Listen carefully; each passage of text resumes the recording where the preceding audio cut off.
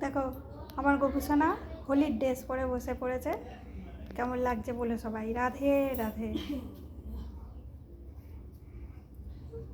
গোপুর কিন্তু স্নান করা হয়ে গেছে, কেউ আর রং দেবে না, কিন্তু সাদা ড্রেস নষ্ট হয়ে যাবে।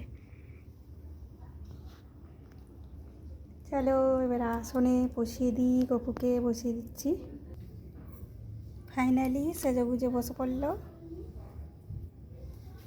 কেউ রং দেবে না কিন্তু, শুধু দেখবে গোপালকে।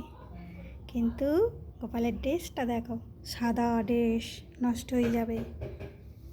রাধে রাধে।